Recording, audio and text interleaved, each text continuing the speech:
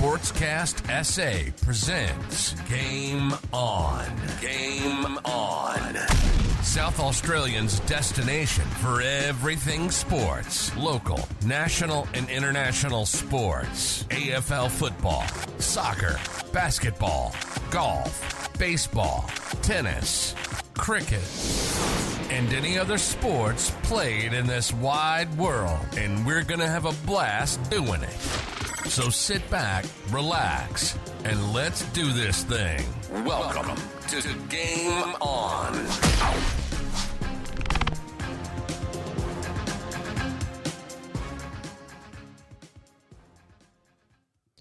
Welcome to today's Game On. Today's a very special episode that we've put together, obviously, over the Christmas New Year's break.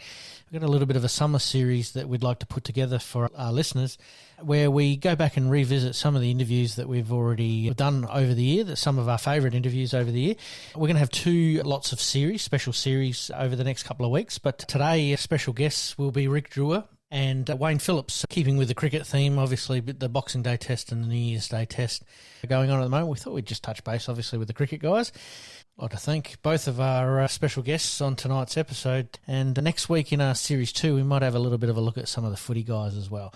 So sit back, enjoy our last episode for 2022. Flashbacks.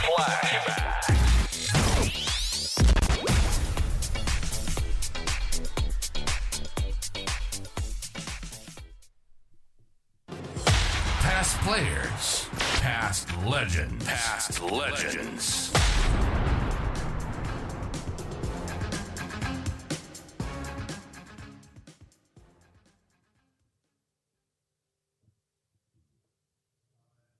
Welcome back. Our special guest today is Rick Drewer, and Rick has obviously played cricket at one of the highest levels that you can get to. Obviously playing here also in South Australia for Sturt and Adelaide University, is that right? Oh, you've done a lot of spade work, yes. And Sturt, Adelaide University and Adelaide. Adelaide Cricket Club, Yeah. Fantastic.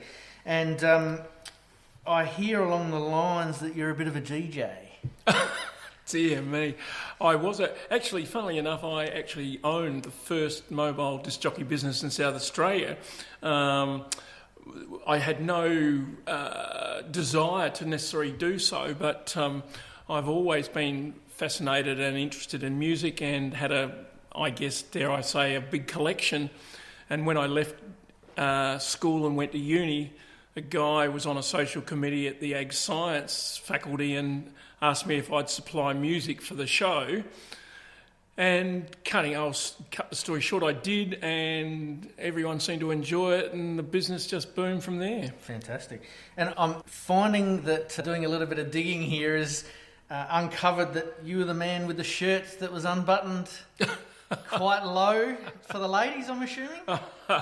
Well, I don't know that it was for the ladies. We were all guilty of that, actually. I mean, back in my day, which is an indication of just how old I am, no one was concerned about sunburn and cancer and so forth and so on.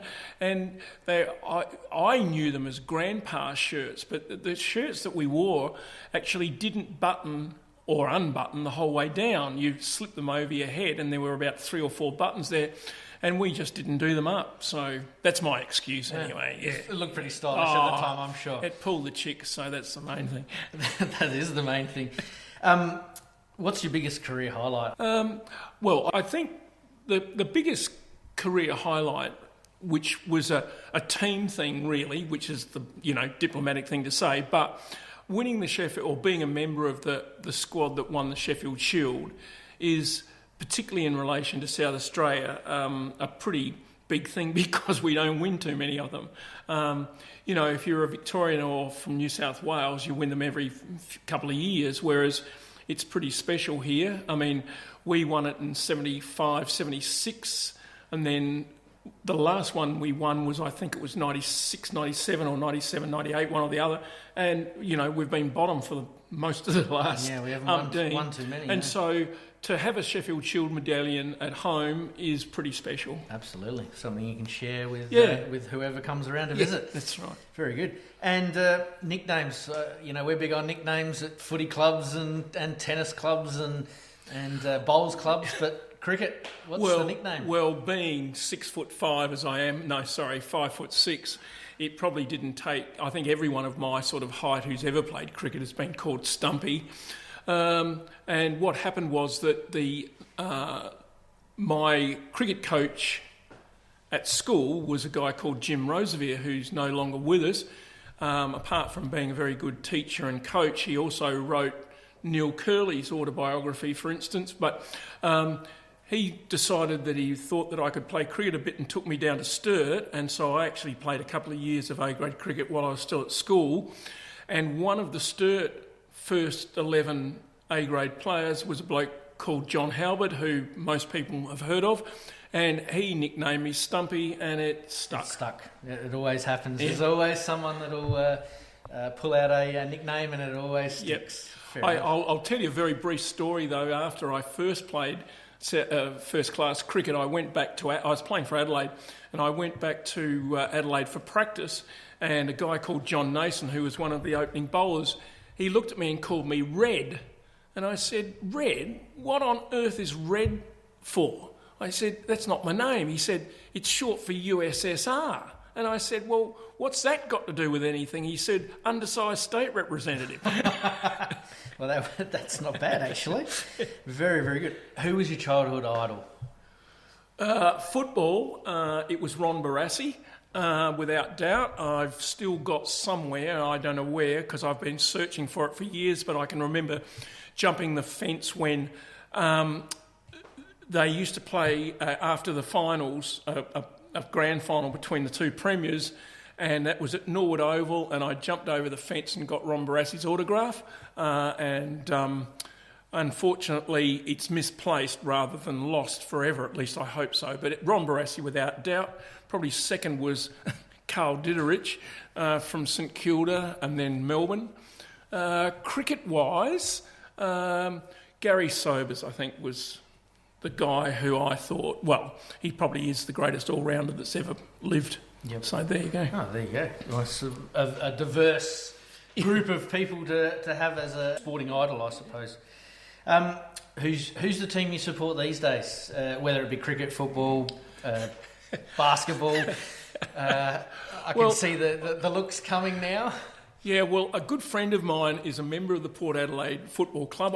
He doesn't drag you to the game. No, he doesn't. Okay, but, that's right. And I used to be a member of the Port Adelaide Football Club, but I made a vow a few years ago that while Ken Hinkley was coach of them, I'd no longer be a member, and that's the way it is. I still support Port Adelaide. I'm not a great Hinkley believer or philosopher, but Port Adelaide are my club in the Sandford at Sturt, which seems a bit of a contradiction, Sturt and Port seemingly not liking each other, but no, there you go. A bit like the Nord-Port thing. That's right, yeah. Port Sturt, it's exactly the same. Yeah, I used to play footy at Sturt and under Jack Oatey, and so, of course, I lived in Mitcham, Torrens Park, so Sturt was all my first choice. Fantastic. And you know, like anything these days, if a movie's made about you, who is playing you? Danny DeVito. Fantastic, I love it. Fantastic, that's an absolute beauty. And do you have any secret talents that we should know about that you want to let the public know about? Too many. Phil's sitting there shaking his head. So many to mention, I can't think of any at the one time. I do love my music, and I've got, dare I say it, a massive collection. That's probably the thing that intrigues me, other than my love of sport. And yep. I do a bit of sports writing for one of the local newspapers, and that's also interesting. Beautiful. Keeps me going. Beautiful. And one last question, I'll get you out of here on this one. Best bowler you've ever faced? There is no doubt about that. Not Lewin Bowler? There is no... Oh, you mean cricketer? Cricketer, yes. No, without doubt. The best bowler I've ever faced is Dennis Lilly. You got your scalp a couple of times, didn't he? Too many times. Too many times? Sorry to bring up old wounds. Thanks very much. There's nothing worse than people who look up history. I had a far better average if you took the innings against Lilly out, but... I was lucky or unlucky enough as an opening batsman to face Lilly, Tomo, Michael Holding, Roberts, Andy Roberts, it was a huge era of very, very good fast bowlers. Heyday, yeah. But the reason that there's no question in my mind that Lilly was the best is that it didn't matter whether he was bowling to me at 5'6" or Tony Gregg at 6'5". He bowled everything sort of from throat to chest height and at you, whereas, Tomo was quick, but Tomo would bowl a bouncer that would go over the top of the...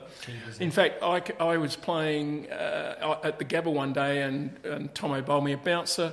It not only cleared me, which wouldn't be a great achievement, but it also cleared McLean, who was the Queensland wicketkeeper, and actually hit the sight screen on the first bounce. Now, that's just a complete waste of energy and everything, whereas Lilly just bowled at you.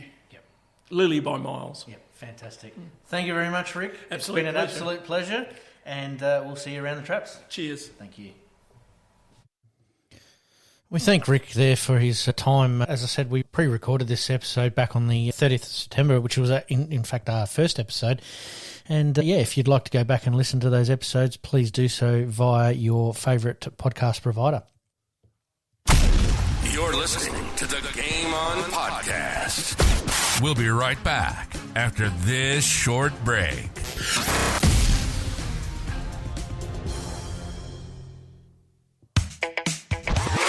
Flashbacks.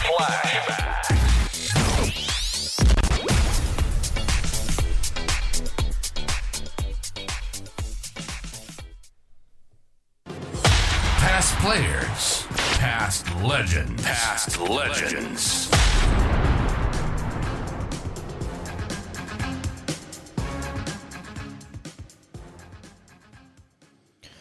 So we move on to our second interview tonight with our summer series. We've already heard from Rick Drewer, and we thought we'd keep the cricket theme going because of the Boxing Day and New Year's Eve tests. So we thought we'd relive the interview with Wayne Phillips. Welcome back to the Game On podcast, 5 good minutes in the clubhouse. Again, we're probably going to go over 5 minutes with our next special guest, Wayne Phillips, former Test cricketer for Australia, 27 tests, 48 one-day internationals, and obviously a legend of South Australian cricket. Welcome, Wayne.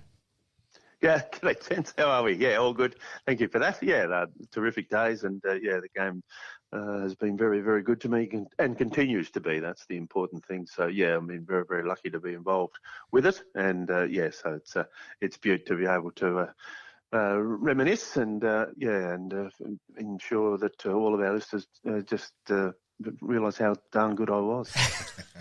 I was waiting for that. Flip, let's go back to junior days, so 17s and 19s, and let's go back to a bus trip where the cool kids sit on the back of the bus, and who did you sit with? South Australia, Queensland. Yes, and looking to catch up with him tomorrow, actually. Yes. So the great Gregory Michael Ritchie, and Fat Cat, and that was the first time we caught up, and we've continued to be genuine good mates for such a long period of time. But yeah, the scallywags always sat at the back of the bus, and I got on and walked down the back seat, and he was already sitting in the back seat already. They picked up the Queenslanders first, and there was Fat Cat already, and we struck a relationship and have maintained it, a genuine one, and really do enjoy his company. We will come back to Greg Ritchie and at a couple of various times, Flip. Now, you debuted for South Australia 77, 78, but it was really the last game of 81, 82 where you announced your arrival, 111 and 91 versus Victoria. Yeah, down at Cardinia Park. That's they're doing the refurb of the MCG. So the Sheffield Shield game was played down there at Cardinia Park. So yeah, I was fortunate to get some runs in both innings. Hey, Flipper, was that the Merv Hill on the scoreboard game? Where they put Merv Hughes, deliberately put Merv Hughes up as Merv Hill, stirring him up? No, before his time. So, it was a little bit, just before Merv's time. But it was amazing. So it's a terrific, to watch the footy and tell, people say, oh, yeah, what's that like? So, well, I got a first-class 100 that, not too many people know about it down there at that part of the world. But it was tremendous. What was it like playing at Cardinia Park? I mean, you don't really see it as a cricket ground. Yeah, exactly. And, I had a bit of a taste of first-class cricket. So, that was fine. I get in a game, and against Victoria, they're a strong side, but Hooksy is our captain, and to be playing and enjoying it and getting a few runs was just tremendous. Good spot. And then, of course, the next year, 857 runs at 47 with Rick Darling, and the great year, 81-82, finally, South Australia. We can't say those words too often, winning the Sheffield Shield. Yes, a Sheffield Shield win, and that was it was great. It was a really good group that we had together, and we played, and we looked at some numbers later in the year, and if we won, but I think we needed to win the last three, and we'd win the Shield. Well, that's exactly what happened, and to be a part of that and to hold that Shield aloft and to be remembered that way is pretty special. It's a great great memories, and as I say, Hooksy's leadership was just outstanding, and to grab the Shield was wonderful. Of course, we were struggling on that first day, and a brilliant piece of fielding by Brian Vincent to run Julian Weiner out really changed the game. Yeah, it does. And those little incidents, episodes, whatever you want to, as they turn out to be highlights and memorable ones, it's that. And it was it changed the game. That was exactly right. Julian Weiner was in really good form and was was a tough, was always going to be a great wicket to get. And brilliant piece of work from Riddy, and we just kept going and had the momentum and managed to maintain it.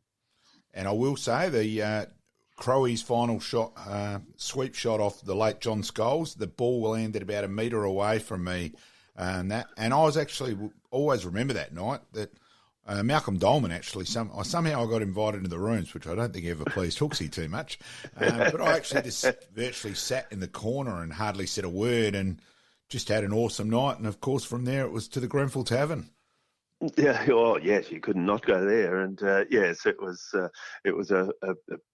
pretty lengthy one. So unsure as to which exactly what day I got home, but we were members of the Sheffield Shield winning team, and it was just fantastic.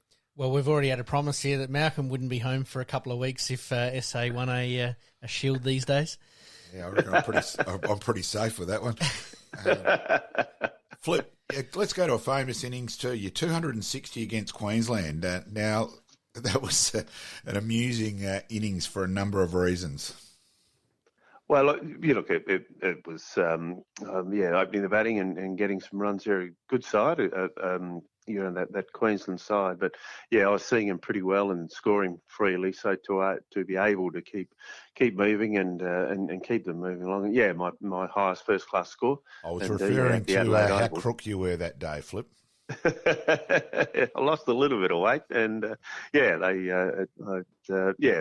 Seagulls are always very supportive of them and giving them a feed, so that was pretty important, pal. Yeah. I was working on the scoreboard that game, and that was just Flipper just kept making deposits. He'd hit a 4, he'd square cut Rackerman or Dimmick for 4, wander out to square leg and make another deposit. Oh, it was sensational. It's not ideal that's how it's remembered, that innings, but I guess that if you were there and you knew about it, well, that's exactly what did happen, so no issue at all, mate. Now, young Australian side, Zimbabwe tour, 135 in a one-day game. Yeah, that was it was a fantastic side. The makeup of that side, and it was a sensational trip. I mean, not too many people got to go to Zimbabwe. They were just starting to emerge as a cricket playing nation, and to be a part of that side and to get over there and just see the facilities and get a feel for what it was that they had. And you mentioned the 130 late in the tour, so that was a very special part of the time and a great memory, and playing in as I say, some of those parts of the world, and seeing some of the facilities, just spectacular place. And then the 234 against Tasmania and 83-84. Yes, yeah. Well, I was fortunate enough to grab another one there, but another, it was just important that we try and win the game of cricket, and to score freely, and it was, knowing my way around Adelaide Oval reasonably well. I was very confident and comfortable playing, so being able to score quickly and fluently was very fortunate. Now, Flip, your test debut. Now, it's fair to say, is it your life ambition to make sure every single person in the world knows you made 159 on debut? Well, I'm going about it pretty well. Yes. Very well, Flip. I've not ever kept it a secret. That I've managed to get that. Look, it's just that some of the ridiculous numbers that come up. 159 and with the start time of my funeral and all those sorts of things. Your daughter did nominate that, didn't she? Yes, indeed. So it's to get that 100 and for it to be so provided me so many opportunities and the chances to speak about it and to just to stretch it out a little bit. But very, very special. And it's as I say, it'd be wrong of me not to share that information with people. Flip, the ironical part about it is probably your greatest test innings, since we didn't know as much about it, was the 120 odd in Barbados. Yeah, when they did a bit of a test, they did a bit of history on it, ranked the greater innings at Test match level, and mine I think was in the top 25 of the Australia innings in Test match cricket, that 120, and all I say about that is, wow, gee whiz, those other 24, if the top 25 must have been good, because the 120 was just so, such an amazing situation, and to be part of that and against that team, that lineup, that West Indies group that we played against, and to get those runs was very, very special. It was renowned as one of the best of all time. Yes, just so four sixes and hitting Marshall, Garner, Holding all for six in an innings was pretty neat. Didn't they put up a warning for spectators outside the ground, Flip? Yeah, dangerous. Yeah, they had to close the street off in Barbados. It was just dangerous for people to be walking. Yeah, you'd have been worried if I hadn't shoved that one in, Flip. Now. Flip, wicket keeping. Now, you were a far better keeper than you gave yourself credit for, I think. You didn't. So you started off a little bit as a keeping. Then when you made your debut for Sturt, Russell Vincent was the keeper, so you played purely as a batsman. So you sort of floated back and forth with wicket keeping nearly your whole career. Do you almost wish you hadn't ever seen a pair of keeping gloves? But I just wish you'd worked harder at it as well. No, it was. I was playing cricket for Australia, and you're never ever not going to want to do that. And yes, I had the gloves. Yes, it got pretty tough towards the end, and it was probably not my first choice. But I was getting picked to play for Australia, and no issue at all. And I'd happily pop them away, the gloves, with the way my batting was going, so things were good. But they wanted a reserve keeper to go on tour here and there and that sort of thing. So I always had that little backup skill, that ability to be able to do it if required. And then sadly the injury to Roger Woolley in the West Indies. And I ended up with them and, inherited them rather than deserved them. Then I thought, well, whilst I've got them, I'll try and make them my own, and that's what happened. Do you think you could have worked harder to keeping the spinners? Probably, but it would have been harder. It would have been hard to do at that stage. I needed to have done it right through. So I had that, 10, 12 year gap where I wasn't doing it. Well, then that made it hard to pick it up and go hard again. Mm. In 1985, you were selected for the Ashes tour. That would have been a thrill. Amazing trip. I mean, you don't understand what that entails, being a part of an Australian team, going on an Ashes tour to England, and some of the history, those that have been before, the relationships that you establish, the place, the doors that it opens for you, just amazing. And it was still one of the great memories. Now the late Her Royal Highness Queen Elizabeth, sadly, no longer with us, but to meet her at Lord's, as you do, day two, and to shake hands. And but my great memory was chatting with the late Princess Diana, and as she was the patron of the Gloucestershire County Cricket Club, and had a lovely function that we were able to meet and chat and enjoy. And to chat with her was just wonderful. That does bring back a memory which I didn't have, Dan. I reckon you were a young cricketer and played, was it for Essex, on memory? No, I played earlier on. I played it.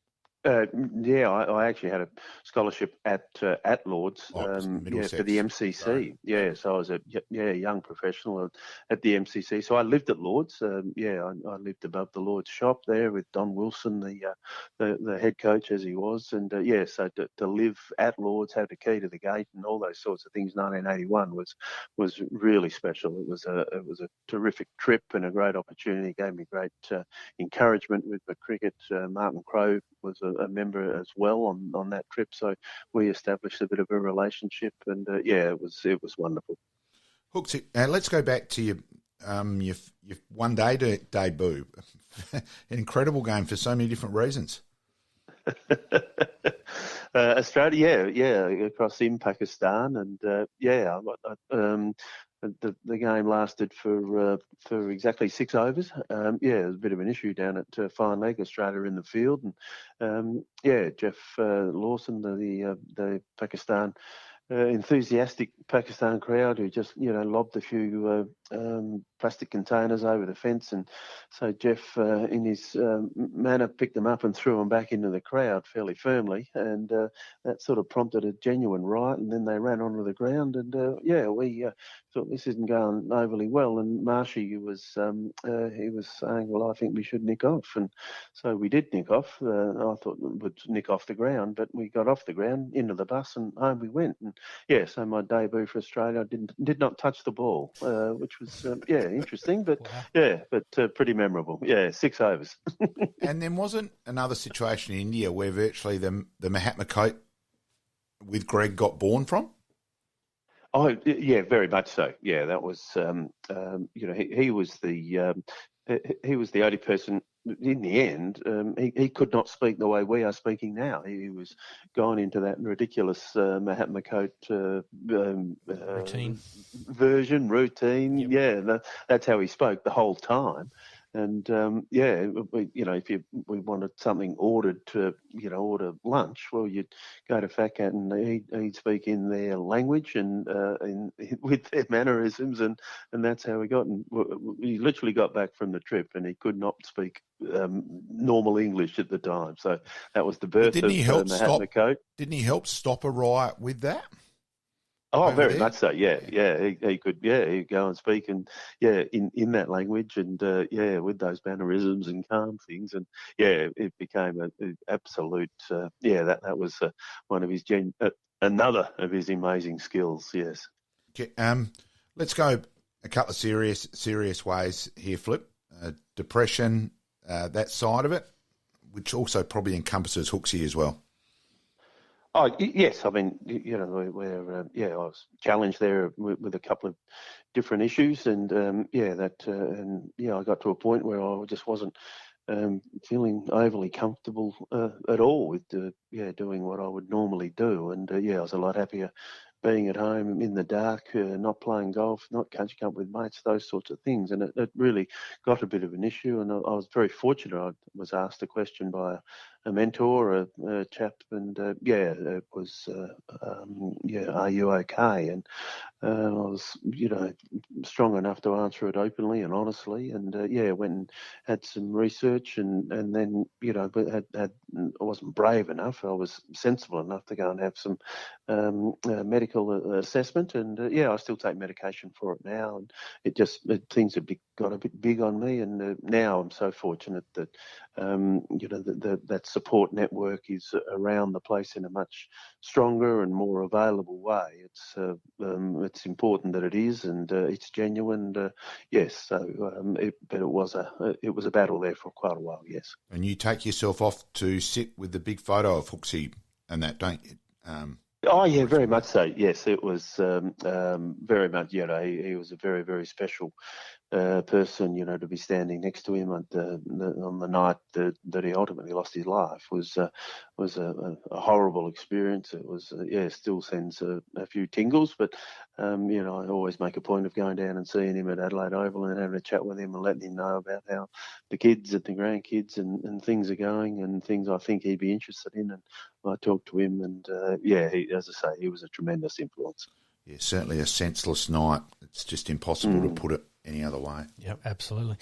Speaking of Hooksy, mate, you had a record partnership with him in 87, 462 runs. That's a great achievement. Yes. Yeah, it was the partner, we were trying to win a game of cricket. That was the important thing against Tasmania. It wasn't perhaps not their strongest, bowling lineup that they've ever had, but we were able to score quickly. We were able to keep the scoreboard moving. We were able to, they kept reading out these with that boundary that takes them past the record of, and all those sorts of things. So it was just tremendous to have it recognised. Saka was so very, very privileged, I think, to have it recognised up in Hooksy's bar. That tremendous photo after the day's play, and as I say, it's a place I get up to quite a bit. But all we were trying to do was get on and win the game, and that's exactly what we did. And to have it recognised that way, very, very special. Mate, to say that the scoreboard was ticking over, you did it in 299 minutes and 84 overs. That's a pretty fair effort. Yes, indeed. Yeah, we were able to keep scoring and find the boundary fairly regularly, and we didn't have to do too much running. We did, but to get to that partnership was just wonderful. Just quietly, neither of you ever looked like remotely getting out, being there watching either. It certainly wasn't a worry about go down the back for a while and come back. We knew you two would still be batting. It was tremendous. Flipper, you were one bit. And it'd be remiss with the Adelaide Uni Footy Club listeners not to mention Bob Neal, and you certainly enjoyed the whole our stupidity and carry on, and you and the Slips enjoyed us from the scoreboard, under the scoreboard with the whole Bob Neal bit and paging Dr. Bob Neal, etc. Yes, indeed. Yeah, he was a regular, and he was well acknowledged, and gave us a smile out of the middle. So that was he was well regarded, and he got plenty of mentions. There was no problem with that, and it just sort of kept the smile on your face, and just find out what you scallywags are up to was wonderful. So no, all good, no issue at all there, mate. He was a beauty. There was one night I actually ran into Justin Langer and Bob Neal, and he's actually turned around from in front of us and said, "Who in the hell is this Bob Neal?" So Brett Dutchke, who is a listener on the podcast, made it his job the rest of the season. Whenever Langer was walking out to bat, he would page Dr. Bob Neal, and Langer got to the point of walking out to bat, shaking his head at a Shield game in Queensland as the illustrious Dr. Bob Neal would be paged. Of course, the legend never was a doctor. So these things happen. No, just incredible, isn't it? Yeah, so that's the sort of thing that the game does provide, and people can enjoy it along with the actual playing of. So, mate, speaking of things that you enjoyed, you had to pinch yourself with Lillian Marshall and Chappell and all the greats there, mate, in the Australian team. Oh, just to come into that side, and that's basically my first series was the last, that Pakistan series, the last of Rod Marsh, Greg Chappell, Dennis Lilly, to be there, a part of that, and it was basically a farewell tour was the trip, and it was the summer, and the way they went about it and what they brought to the table, what they created for us, and the legacy that they provided, just tremendous, and so to be a part of that is a very special memory indeed. And obviously ushering in the new era of Australian cricket, you're a part of that for a few tests, is that right? Oh yes, I think so. You know, when you look at some of those ones that came through and established themselves, Booney and Jeff Marsh came together, and then Stephen Moore, another who came into that side. Simon O'Donnell was a ripper, and just these younger guys, Craig McDermott, and they established themselves. Merv then came in, and a real character, Booney, as I said earlier. But there was just some real talent that was there, and then they got together and became a tremendous side. Alan Border, the captain, and led them so well. So it was great days, great memories. Yeah, very, very lucky indeed. Who was the biggest practical joker amongst that group? Oh, Fat Cat, nothing, no issue, danger. Yeah, no, but by daylight, no issue there at all. No competition. Let's go to a serious one. The influence of Kenneth George Cunningham on your career, mate? For our muck around about KG, he is a great man. Yeah. Oh yeah, very much so. Yeah, so loyal and just so genuine and so supportive. Was I think he saw in his eye that I had a little bit of talent, and he gave me just so much encouragement, and I was just so fortunate and continue to be supported by him.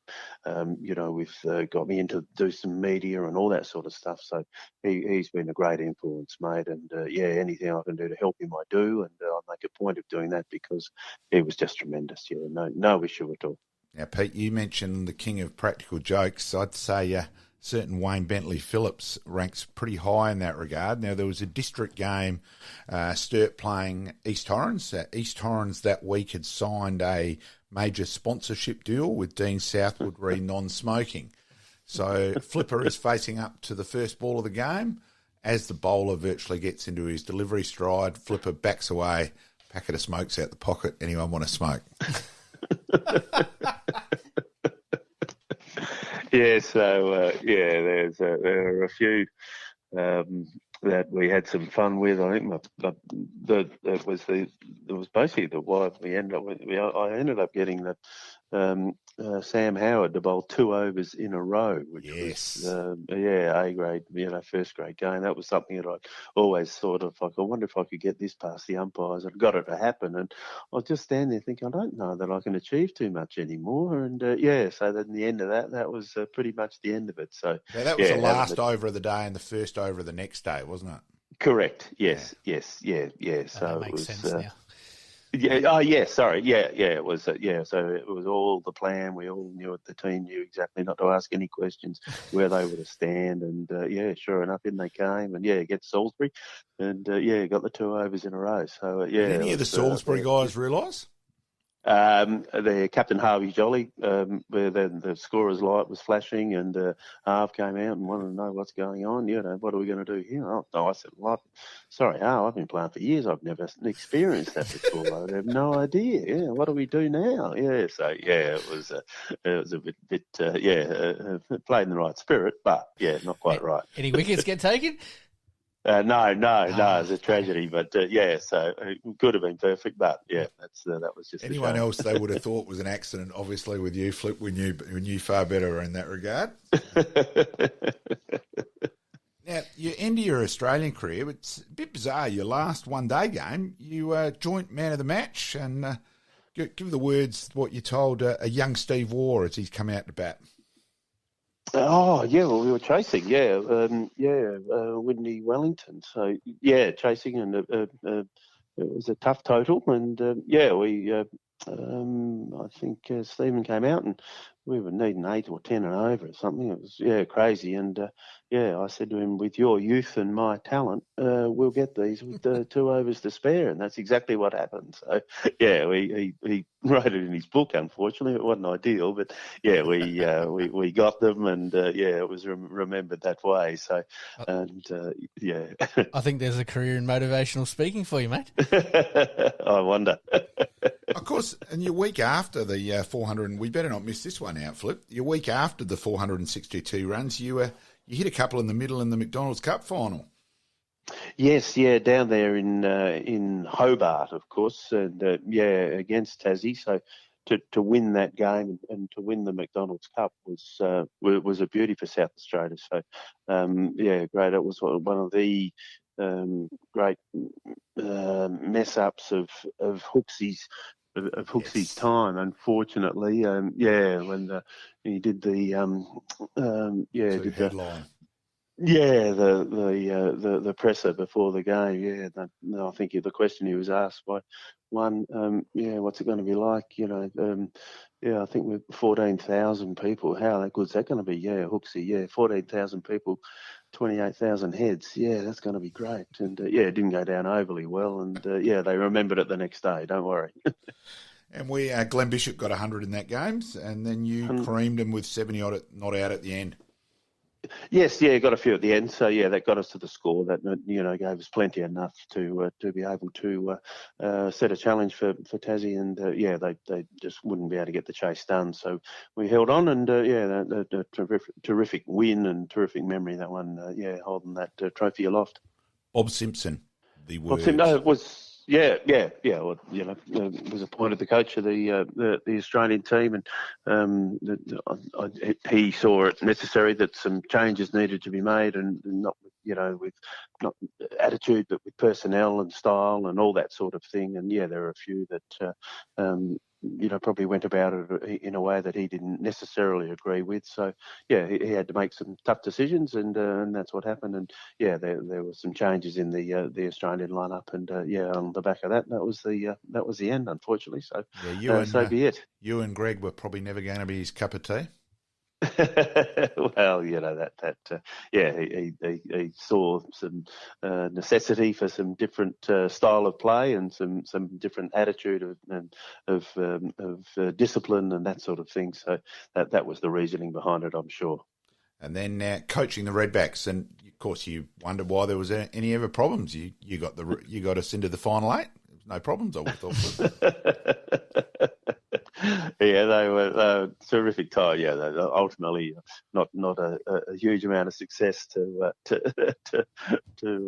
relate to, but as I say, just terrific. And they were great relationships we've established, and some great memories, and some great times. And it was another lovely little chapter in my time with the game. All right, I'll give you a serious one. Your carte blanche. You can do anything to South Australian cricket at the moment. What would you do to make our Shield team competitive? Oh, gee. I hadn't thought. What I'd do is I'd drop Travis Head and Alex Carey from the Australian side. Yeah, come on. I want a serious answer, Flip. Come on. Look, I'd love to try and toughen up grade cricket a little more if I could, and whatever. Now I know that there's some talk of that going to happen and will happen, but let's see how that plays out. But I just don't know that Premier grade cricket is providing the firm competition that we need it to do to get our players right and ready for Shield cricket. I'm not sure about this. The proposed, Div 1, Div 2 almost, and how that's going to work. Our state players going to have to play in Div 1, etc. Look, there's one thing. It was Hooksy's idea to go for district cricket 11 to 6 o'clock. Let's play Shield hours. And I think we all thought, you can see that. But it wasn't really thought of the flow-on effect of, right, the older guy, 30, 31, 32, stop playing grade cricket. And it has become a younger one, and it has lost that competitive edge. You think back to when you started, Flip. KG, Bob Blewett, Clacker Clark, Trevor Pearson, Barry Corsby. There was tough nuts. It was I scored for Kenzie back in those days, and it was a bloody tough competition. Very much so. Yeah, I played. My first Shield game, we started a tiny bit late because we waited for the Australian players to come back from Australian duty to be part of that side. Their plane was delayed, but Gary Cozier and Ashley Mallett both played in that game. Australian Test match players playing grade cricket. Which, you used to regularly have that. Like a game against Glenelg, you'd play. Ian and Greg used to play 3, 4, 5 district games a year. And it was, Very much as a so. young kid, it was a great education. tremendous. Yes, exactly right. And I just don't know that that's presenting itself to them as of today. And that's the pest. So something needs to be done. I don't know that. I don't think there's a short, quick, brief answer, but we need to be certainly trying to ensure that the quality of play is there and doing what it needs to do. One of my other pet hates is the Big Bash started and it was a golden goose ticket. Like if you'd said you were going to sell out Adelaide Oval for domestic cricket, would have put you in the asylum convention sort of thing. And then they killed the golden goose by just playing. The Big Bash seems to go for it's like Blue Hills never finishing. And that's from a cricket. That's from a cricket nut. I just think they just killed instead of making it a must-have and a must-go, it's become I might go, whatever. Yes. The longevity of it is is asking a few questions, isn't it? The relevance of it, and it's look, it's a terrific product, but I don't quite know what it's doing for. As we're saying, the question was about. Getting South Australian cricket and making sure it's sharp and hard and firm and doing what it needs to do. There's some questions of the whole game being asked. Okay, best players played with, against, that sort of things. Best bowlers faced, hardest batsmen, all that sort of side of things. Yeah, well, that West Indies side to play against them was wonderful, and so you look at some of those names, and those that have been knighted due to their contribution to the game of cricket. So that they were just fantastic. I mean, you just run down through that West Indies 11, and you look at some of the great players that have ever played the game. So to be a part of that. Rod Marsh, obviously, Greg Chappell, another, Dennis Lilly, another brilliant, Alan Border to play with those. I mean, they're just, special against Imran Khan, Wasim Akram, there's no, and then go back to England, Ian Botham, David Gower, all of those sorts of guys. It was just, Bob Willis, all that. Yeah, you're just so darn lucky, mate. And great names and great contributors to the game. Mate, you talk about playing with all those great players and obviously your achievements. We'd be doing you a disservice if we didn't mention the 159 again. It was a bit dark. We got the cricket on in the background here, and Labuschagne played and missed on 153. Do you think I was hoping he'd nick that to let you know that you still had him covered, Flip? Mate, did I read somewhere or hear somewhere that there's a petition circulating trying to get the Adelaide Oval changed to Phillips Field? That's been a massive push, I understand, from one person.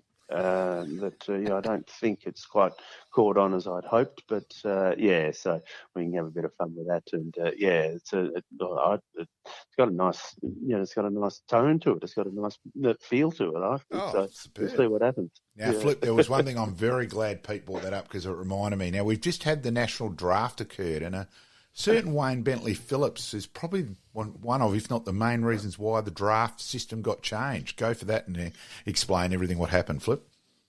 Oh, sorry, no. I just, I was a little bit bored and didn't have a lot to do, so just nominated myself for the AFL draft. Yeah, got through the first. Yeah, didn't get picked up, but got some lovely letters from the AFL and. Didn't you put the wide wingman and could boundary umpire at the same time, Morfordville Park, C grade or something? I was going to say, how many SANFL games are we up to? None. No. How many A-grade games are we up to? So, just very, very cool. Yeah, it was just a quiet time at the days at SGIC and needed a letter. So, got it done. Yeah, okay. What made you think of that? Sorry. I had nothing to do. So, I saw that and, thought it might be worth having a bit of a run out. I've got to wrap it up, boys. Yes, as I said, don't worry about the practical jokes from Greg Ritchie. Flipper was well and truly in contention.